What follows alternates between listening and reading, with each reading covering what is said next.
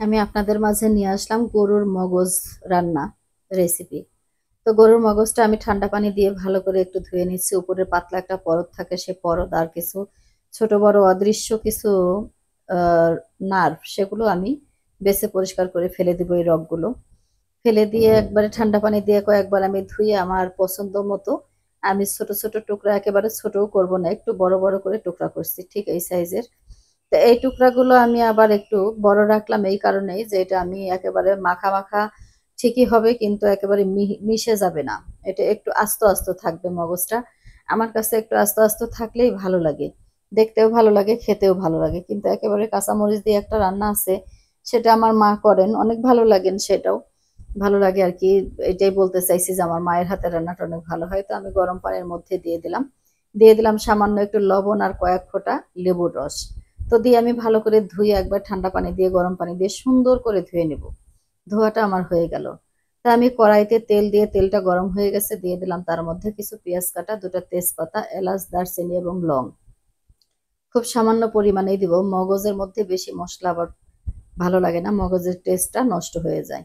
তো আমি এটা দিয়ে ভালো করে নাড়াচাড়া করে এর মধ্যে দিয়ে দিলাম একটু লবণ, যাতে পেঁয়াজটা খুব দ্রুত গলে যায় সেই জন্য।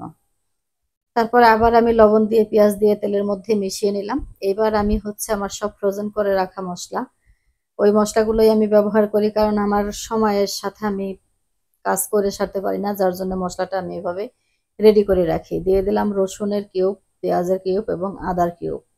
তো এর মধ্যে এবার আমি এইটা মিশিয়ে দিয়ে দেবো আমার গুঁড়া মশলাগুলো। এই কাঁচা মশলাটা আমি একটু ভাজা ভাজা করে নেড়ে চেড়ে রান্না করে নিয়ে তারপরে আমি আর কি পেঁয়াজের মধ্যে ওই হলুদের গুঁড়া, মরিচের গুঁড়া, ধনিয়া গুঁড়া, জিরা গুঁড়া দিয়ে দিলাম। দিয়ে ভালো করে মিক্সড করে আমি নাড়াচাড়া করে মিশিয়ে নিয়ে এটা যখন একটু তেল ছেড়ে আসবে উপরে, তখন আমি এর মধ্যে মগজটা দিয়ে দেব। তো আমি দিয়ে দিলাম এর মধ্যে মগজ। দিয়ে ভালো করে আমি একটু আলতো হাতেই নাড়াচাড়াটা করব, যাতে ভেঙে না যায়। সেই জন্য আমি খুব আস্তে ধীরে এটা নাড়াচাড়া করতেছিলাম, যাতে এটা ভেঙে না যায়। তো আমার রান্নাটা এইভাবে আমি পানি না দিয়েই অনেকটাই আমার প্রায় হয়ে গেছে। তো হওয়ার আগ দিয়ে আমি একটু গরম পানি দিয়ে, গরম মশলার গুঁড়া দিয়ে আমি রান্নাটা শেষ করব। তো এইভাবে মগজটা ভুনা করলে অনেক ভালো লাগে। এটা পানি না দিলেও হয়, যদি একটু তেলের পরিমাণটা বেশি থাকে।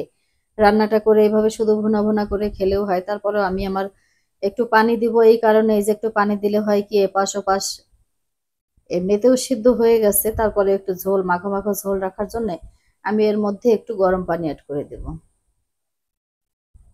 দিয়ে দিলাম আমি হালকা একটু গরম পানি।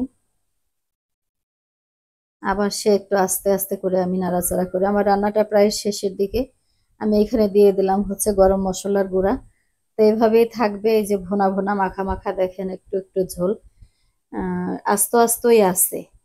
তো আমার রান্নাটা প্রায় শেষের দিকে। যদি আপনাদের কাছে ভালো লাগে, অবশ্যই আমার চ্যানেলটা সাবস্ক্রাইব করবেন, আমার সাথে থাকবেন, পাশে থাকবেন। আলহামদুলিল্লাহ, আমিও আপনাদের সাথে থাকবো, পাশে থাকবো। তো এইভাবে রান্না করে খেয়ে দেখবেন, অনেক দুর্দান্ত স্বাদের হয়।